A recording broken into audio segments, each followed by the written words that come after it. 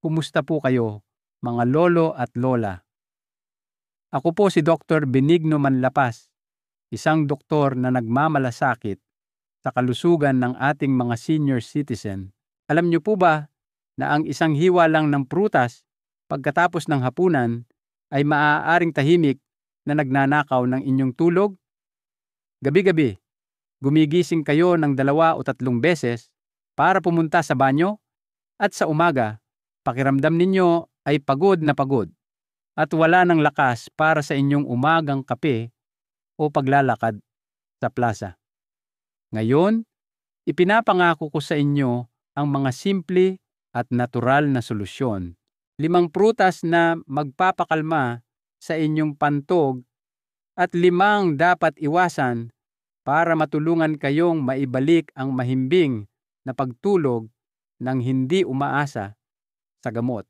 Samahan niyo po ako upang tuklasin ang mga madaling pagbabagong ito na maaaring magpabago sa inyong pagtulog, tulad ng nangyari sa napakaraming senior sa buong Pilipinas. Bago po tayo magsimula, nais ko pong marinig mula sa inyo, saan po kayo nanonood ngayon at anong oras na po diyan?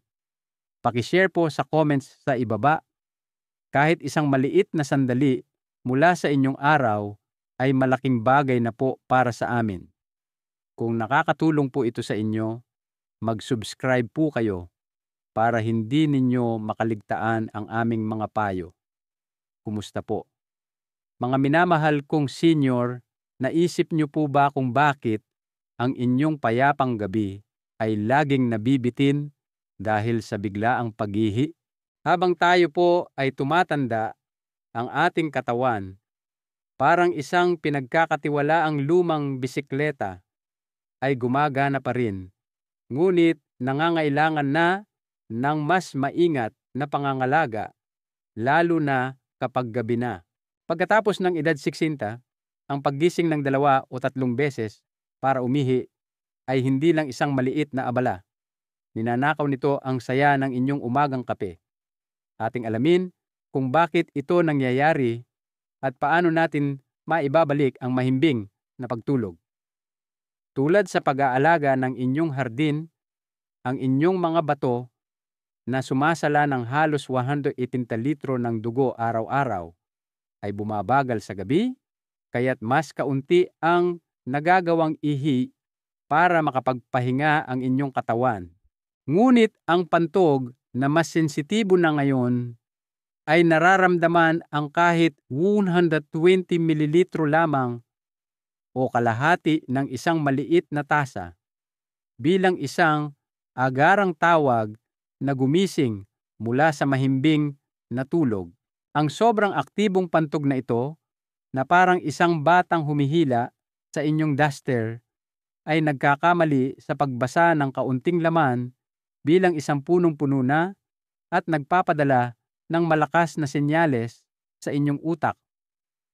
Ang ilang mga pagkain, tulad ng isang baso ng orange juice pagkatapos ng hapunan, ay nakadaragdag sa problema, ginagawang mas acidic ang ihi, at iniirita ang manipis na balat ng pantog. Halimbawa si Aling Remedios, isang 70 taong gulang mula sa Batangas, na gumigising ng 3 beses tuwing gabi. Ang kanyang umaga ay laging mabigat sa pagod at hindi na niya ma-enjoy ang kanyang mainit na salabat o pakikipagkwentuhan sa mga kapitbahay. Akala niya ay bahagi lang ito ng pagtanda, tulad ng iniisip ng marami, hanggang sa malaman niya na ang kanyang kinakaing dalanghita tuwing gabi ang tahimik na gumugulo sa kanyang pantog. Ang mga acidic na prutas tulad ng citrus ay nagpapababa ng pH ng ihi na nagdudulot ng pakiramdam na parang mahapdi na naguudyok sa pantog na maglabas ng ihi kahit hindi pa puno. Nang lumipat si Aling Remedios sa pagkain ng isang hinog na saging tuwing 5:00 ng hapon, ang kanyang mga gabi ay naging mas kalmado sa loob lamang ng 2 linggo at ang kanyang lakas ay bumalik na parang isang namumukadkad na gumamela. Hindi lang ito tungkol sa katawan. Ito ay tungkol sa mga tahimik na pasanin na ating dinadala. Ang pakiramdam na wala kang kontrol, ang pag-aatubiling sumama sa pagdarasal sa gabi o pagbisita sa simbahan. Ang putol-putol na tulog ay higit pa sa pahinga ang ninanakaw. Pinapalabo nito ang inyong memorya, pinapababa ang inyong mood, at pinapataas ang panganib na madulas sa dilim, lalo na sa hindi pantay na sahig. Dito sa Pilipinas, kung saan marami sa ating mga senyor ang nakararanas nito, ang paghihirap ay personal, ngunit sabay-sabay nating nararamdaman, tulad ng mga kwentong ipinapasa sa isang salo-salo. Ngunit narito ang pag-asa, ang inyong katawan, sa kabila ng edad, ay nakikinig pa rin kapag inaalagaan ng may pagmamahal. Ang mga simpleng pagpili tulad ng pag-iwas sa citrus, pagkatapos lumubog ang araw, ay tumutulong sa inyong pantog na mag-relax, na nagbibigay daan sa inyong makatulog ng mahimbing muli. Itinuturo sa atin ng sinaunang kaalaman na igalang ang ritmo ng ating katawan, tulad ng banayad na agos ng isang malinis na ilog. At sumasang-ayon ang siyensya na ang maliliit na pagbabago ay maaaring magbalik ng balanse. Ang inyong pagtulog ay sagrado. Protektahan natin ito ng sama-sama, isang maingat na hakbang sa bawat pagkakataon. Kumusta po mga iginagalang kong senior?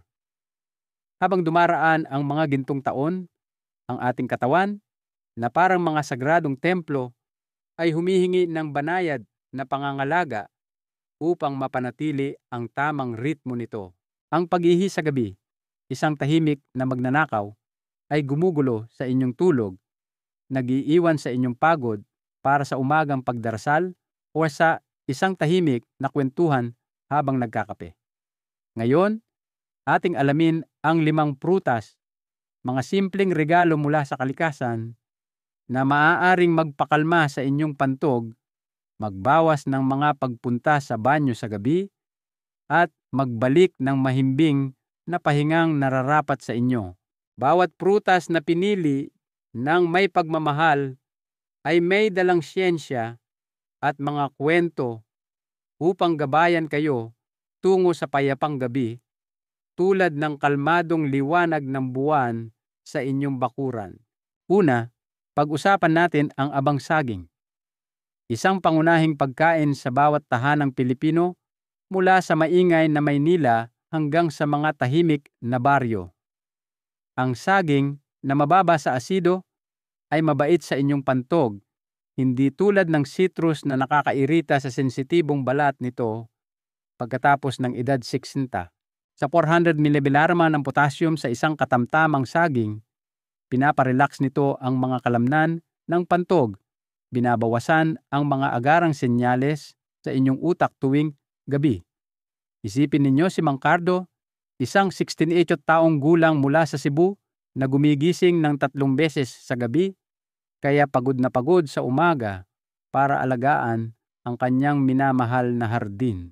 Nagsimula siyang kumain ng isang hinog na saging, hindi masyadong malamig galing sa frigider tuwing alas 5 ng hapon araw-araw. Sa loob ng 10 araw, ang kanyang paggising sa gabi ay nabawasan sa 1 beses na lang, at ang kanyang lakas ay namulaklak, tulad ng mga rosas na kanyang inaalagaan.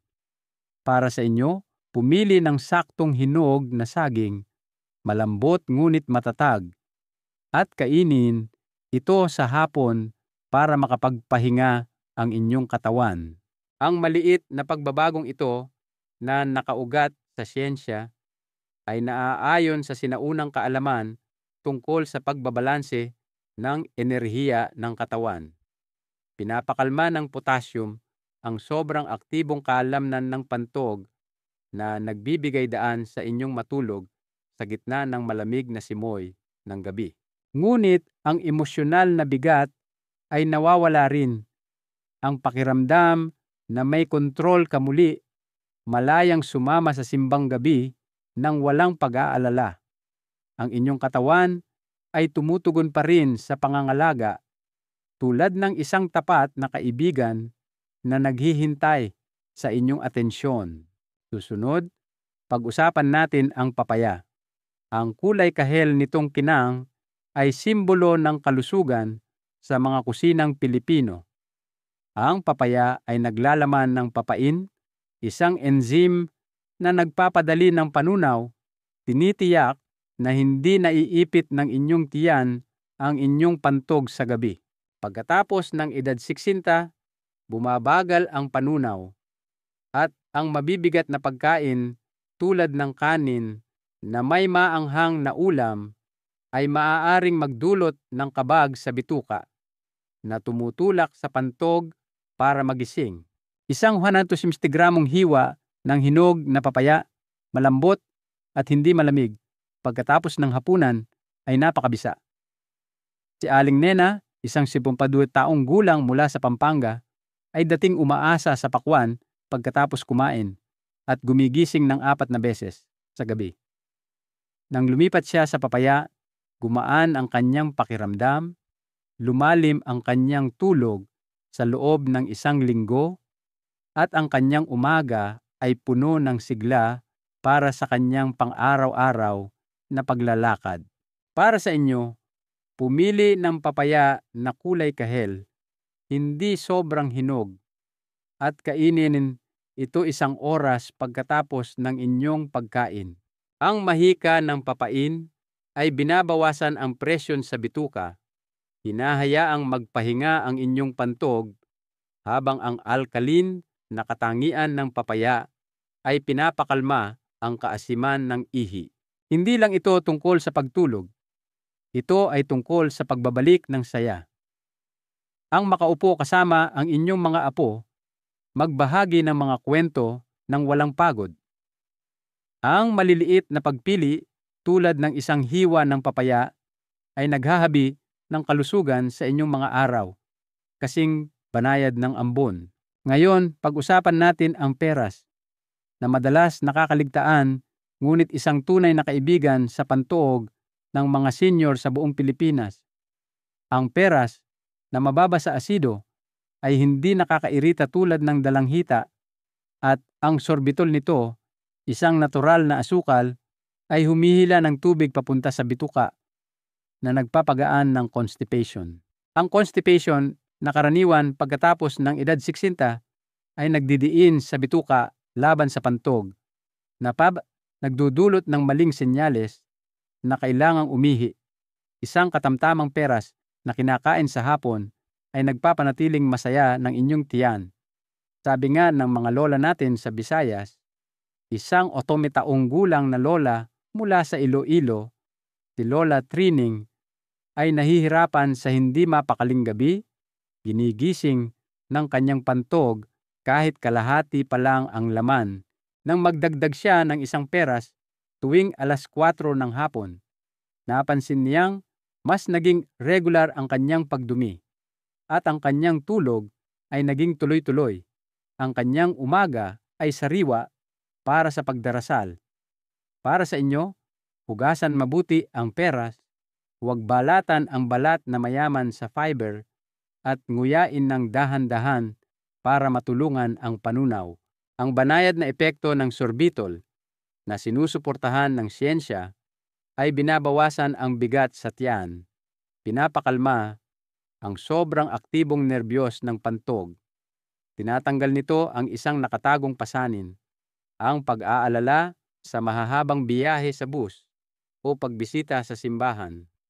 Ang inyong katawan, tulad ng isang inaalagaang bukirin, ay yumayabong sa tamang pangangalaga at ginagantimpalaan kayo ng mahimbing na tulog. Pumunta tayo sa pakwan, isang paborito tuwing tag-init sa bawat tahanang Pilipino, mula sa init ng Maynila hanggang sa dalampasigan ng Mindanao. Ang lycopene ng pakwan, isang pulang antioxidant, ay binabawasan ang pamamaga ng pantog na nagpapagaan ng iritasyon na nagdudulot ng pagnanasang umihi sa gabi. Ngunit mahalaga ang oras. Ang mataas na nilalaman nitong tubig, mga 90%, ay maaaring bumaha sa pantog kung kakainin ng gabi na. Isang 150 gramong mangkok bago mag-alas 2 ng hapon ay perpekto. Nagbibigay sa inyong mga bato ng oras para iproseso ito. Si Mang Tomas, isang 71 taong gulang mula sa Davao, ay mahilig sa pakwan pagkatapos ng hapunan at gumigising ng 3 beses sa gabi, kaya't matamlay ang kanyang mga araw. Nang ilipat niya ang pagkain nito sa tanghali, nakita niyang nawala ang kanyang mga sintomas, lumalim ang kanyang tulog, at bumalik ang kanyang lakas para sa kwentuhan sa gabi. Para sa inyo, kainin ang pakwan ng walang kasama sa room temperature at iwasan itong isabay sa gatas o iba pang prutas. Ang kapangyarihan ng lycopene laban sa pamamaga na napatunayan ng mga pag-aaral ay nagpapakalma sa pader ng pantog, lalo na para sa mga lalaking may bahagyang problema sa prostate. Hindi lang ito pisikal na ginhawa. Ito ay kalayaan ang makasama sa mga piknik ng pamilya nang walang pag-aalinlangan. Ang inyong kalusugan, tulad ng isang namumukadkad na bulaklak, ay sumisibol sa maingat na pagpili kahit sa inyong mga gintong taon. Sa wakas, pahalagahan natin ang bayabas na tumutubo sa mga bakuran mula Luzon hanggang Mindanao. Isang prutas na may tahimik na lakas. Ang bayabas na mayaman sa vitamin C ngunit mababa sa citric acid ay lumalaban sa pamamaga ng daanan ng ihi nang hindi iniirita ang pantog, hindi tulad ng lemon. Isang katamtamang bayabas tuwing alas 4 ng hapon na medyo matigas pa ang pinakamabisa. Isang retiradong guro mula sa Baguio, edad 69, ay gumigising na may pakiramdam ng hapdi. Ang kanyang gabi ay hindi mapakali. Ang kanyang mga araw ay matamlay. Sa pagkain ng bayabas tuwing hapon, nakaramdam siya ng ginhawa sa loob ng 2 linggo. Natutulog na siya ng mahimbing at ang kanyang umaga ay masigla para sa kanyang prayer meeting. Para sa inyo, balatan ang makapal na balat kung kinakailangan. Iwasan ang asin o pampalasa at hayaang lumabas ang natural na kabutihan ng bayabas. Ang mga anti-inflammatory compound ng vitamin C, ayon sa siyensya, ay nagpapakalma sa daanan ng ihi. Binabawasan ang mga agarang senyales. Ibinabalik nito ang kumpiyansa, wala ng pag-iwas sa mga sosyal na pagtitipon o mahahabang pagdarasal. Ang inyong katawan, tulad ng isang sagradong ilog, ay dumadaloy ng maayos kapag inaalagaan, dinadala kayo sa mga kagalakan ng buhay. Ang 5 prutas na ito, saging, papaya, peras, pakwan, bayabas, ay higit pa sa pagkain. Sila ay mga kaagapay sa inyong paglalakbay tungo sa mahimbing na gabi. Bawat isa ay suportado ng siyensya, nagpapaginhawa sa inyong pantog, nag-aalis ng emosyonal na pasanin, at nagpaparangal sa karunungan ng inyong katawan. Sa Pilipinas, kung saan ang pamilya at tradisyon ang nagbubuklod sa atin, ang kalusugan ay isang pinagsasaluhang regalo, tulad ng pagkain sa isang salu-salo. Nasubukan niyo na po ba ang alinman sa mga prutas na ito? Mga minamahal kong senior, mangyaring ibahagi ang inyong mga kwento sa comments sa ibaba. Ang inyong mga karanasan ay nagpapainit sa aming mga puso. Ang inyong tulog na tulad ng isang payapang himig ay abot kamay. Ating bawiin ito ng sama-sama. Kumusta po mga minamahal kong senior? Habang papalubog ang araw at kayo ay nagpapahinga na pagkatapos ng isang araw ng pag-aalaga sa pamilya o pagdarasal sa gabi, ang inyong katawan ay naghahanap ng pahinga. Ngunit para sa marami, sa edad 60 pataas, Ang payapang tulog ay ninanakaw ng tahimik na tawag ng banyo gabi-gabi. Madalas, ang salarin ay nasa harap lang natin, isang hiwa ng prutas na kinain pagkatapos ng hapunan na mukhang simple ngunit nakakagambala. Ngayon, tuklasin natin ang 5 prutas na kapag kinain pagkatapos lumubog ang araw ay gumugulo sa inyong pantog at alamin ang mas mabuting mga pagpipilian upang maibalik ang kapayapaan sa inyong mga gabi. Ang mga kaalamang ito na may halong siyensya at mga kwento ay tutulong sa inyong matulog ng mahimbing tulad ng payapang liwanag ng buwan sa inyong bakuran.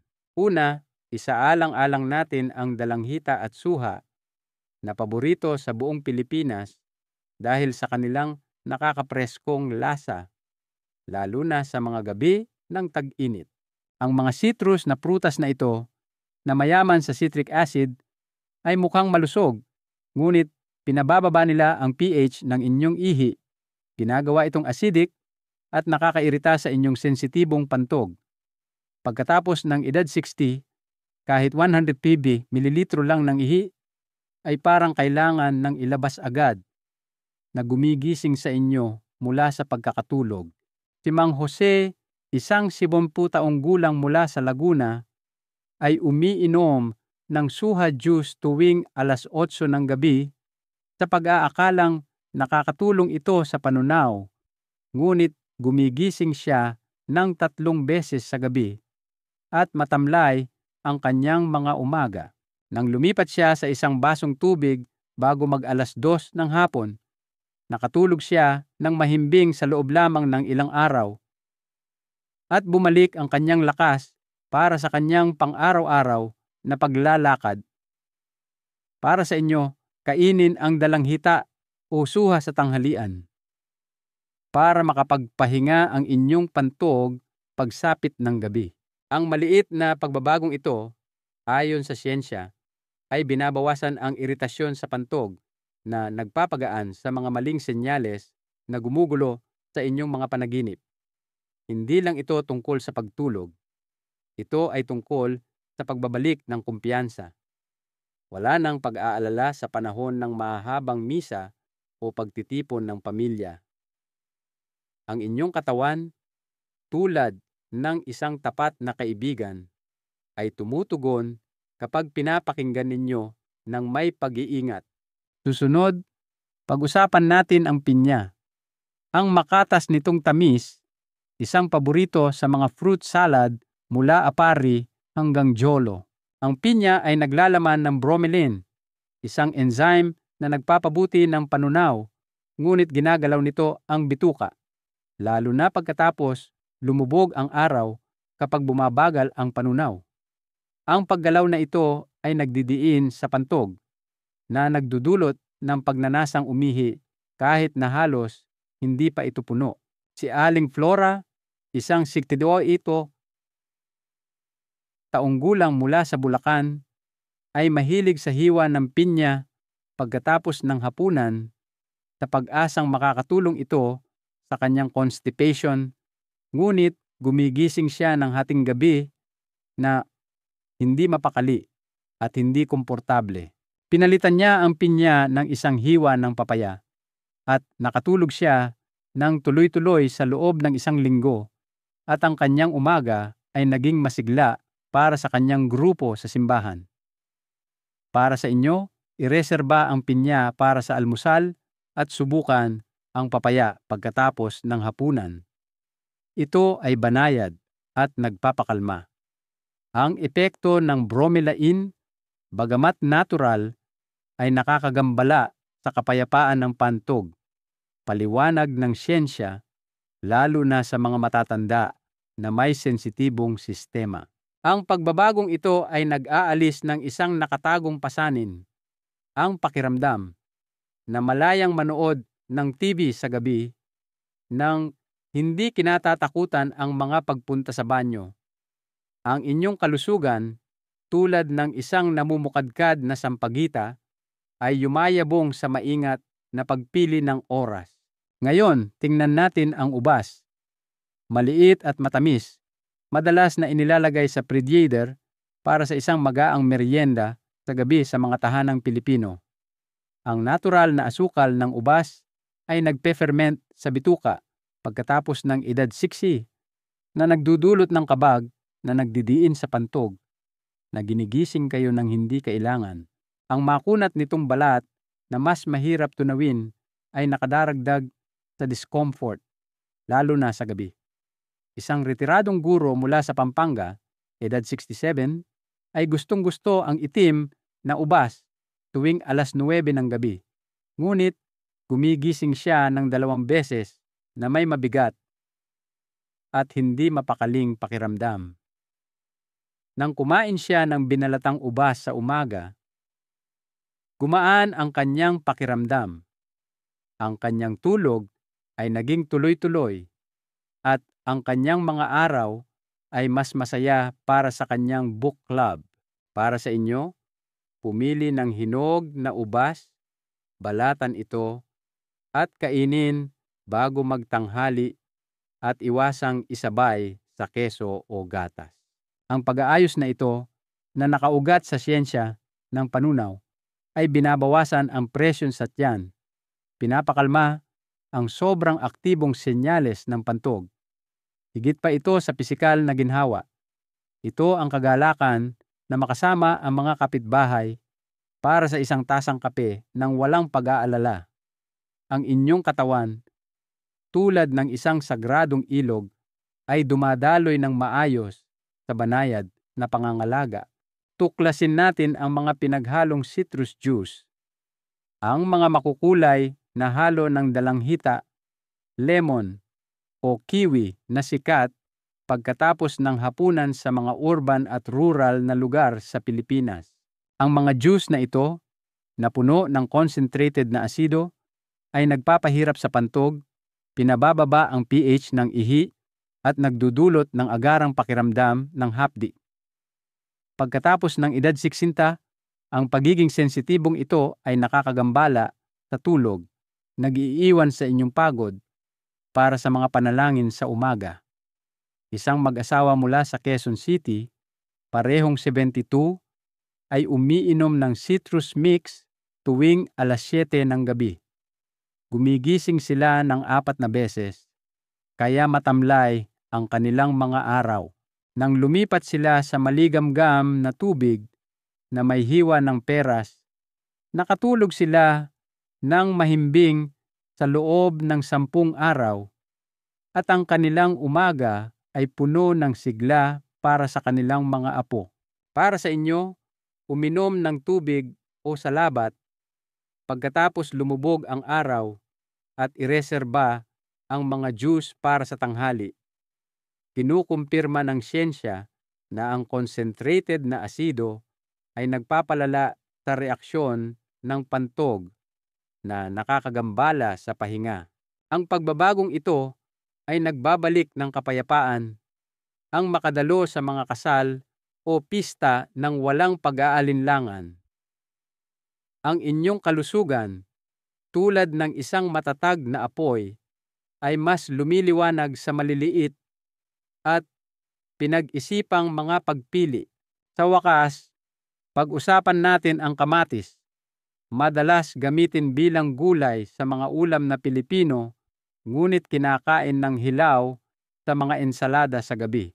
Ang kamatis ay naglalaman ng oxalic acid na bumubuo ng maliliit na kristal sa ihi na nanging-irita sa pader ng pantog at nag-uudyok ng madalas na pag-ihi. Pagkatapos ng edad 60, ang pagiging sensitibong ito ay parang isang palaging tulak na sumisira sa inyong tulog. Si Aling Corazon, isang 70 taong gulang mula sa Bicol, ay mahilig sa ensaladang kamatis at sibuyas sa hapunan, ngunit gumigising ng 3 beses sa gabi. Nang gamitin niya ang nilutong kamatis sa ginisa at kumain ng nilagang carrots sa halip, natulog siya ng mahimbing at ang kanyang umaga ay sariwa para sa kanyang pagpunta sa simbahan. Para sa inyo, lutuin ang kamatis para sa hapunan. at iwasan ang mga hilaw pagkatapos ng 4:00 ng hapon. Ang iritasyon mula sa oxalic acid, ayon sa siyensya, ay nagpapalala sa pagiging sensitibo ng pantog na nakakagambala sa inyong pahinga. Ang pagbabagong ito ay nagpapagaan hindi lang sa pisikal na discomfort, kundi pati na rin sa tahimik na takot na mawalan ng kalayaan ang inyong katawan. Tulad ng isang inaalagaang hardin ay yumayabong sa pangangalaga. Ang 5 prutas na ito, dalanghita, suha, pinya, ubas, kamatis, ay mukhang hindi nakakasama, ngunit ginugulo ang inyong pantog kapag kinain. Pagkatapos lumubog ang araw, ninanakaw ang pahingang inyong pinahahalagahan. Sa Pilipinas, kung saan ang gabi ay para sa pagdarasal ng pamilya o isang tahimik na sandali sa ilalim ng puno ng narra, ang pagtulog ay sagrado. Sumasang-ayon ang siyensya at sinaunang kaalaman na ang oras ay kasing halaga ng pagpili. Sina Mang Jose, Aling Flora, at ang iba pa ay nakahanap ng kapayapaan sa pamamagitan ng pagpili ng mga prutas tulad ng papaya o peras sa halip. Ang kanilang mga gabi ay naging kalmado, ang kanilang mga araw ay masigla. Hindi ito tungkol sa pag-alis ng saya. Ito ay tungkol sa pagbibigay ng lugar para sa kalusugan, tulad ng paglilinis ng espasyo para sa isang bagong bulaklak sa inyong bakuran. Nakakain na po ba kayo ng alinman sa mga prutas na ito pagkatapos ng hapunan? Mga minamahal kong senior, subukan ang mga pagbabagong ito sa loob ng 1 linggo at ibahagi ang inyong kwento sa comments sa ibaba.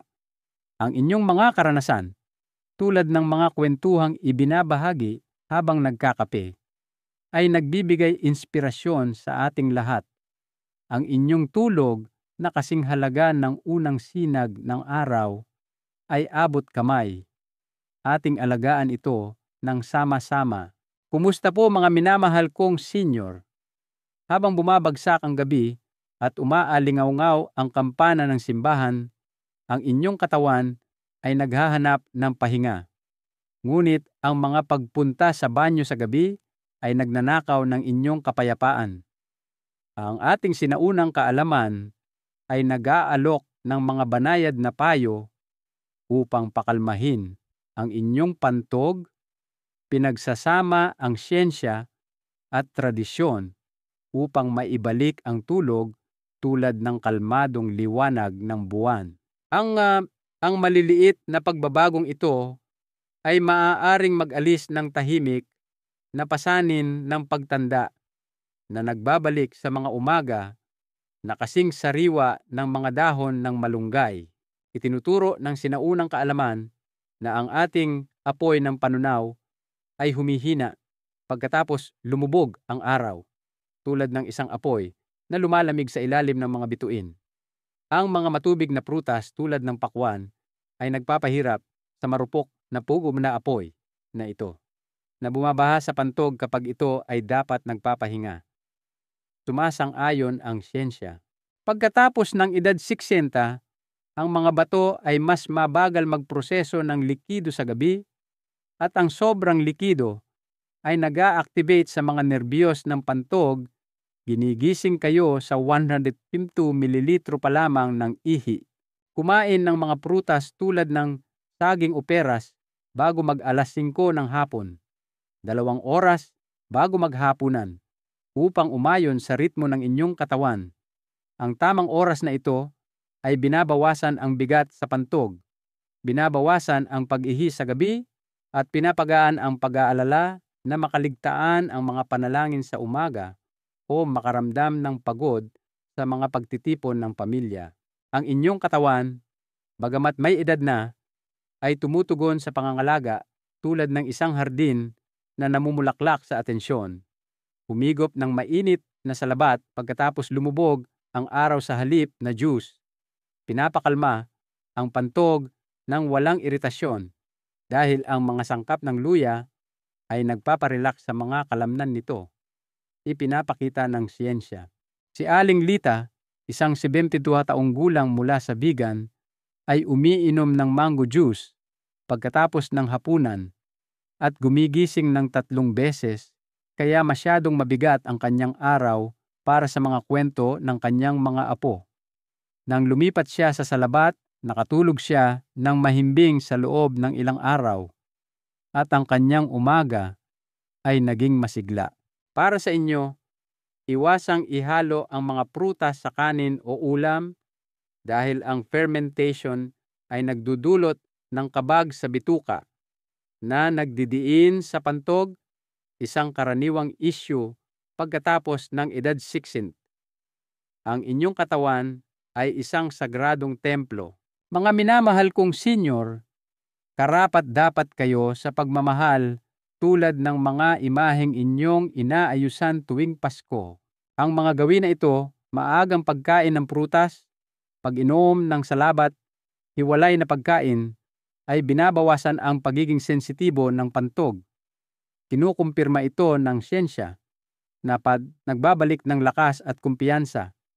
Sa Pilipinas, kung saan ang ugnayan ng pamilya ay nagbubuklod sa atin tulad ng isang salusalo, ang kalusugan ay isang paglalakbay na sabay-sabay nating tinatahak. Naging payapa ang mga gabi ni Aling Lita at maaari ring maging payapa ang sa inyo sa mga pagpiling kasing simple ng isang malumanay na dasal. Narito po ang isang mahalagang aral. Hindi natin kailangan ng mamahaling gamot o komplikadong paraan para pangalagaan ang ating kalusugan.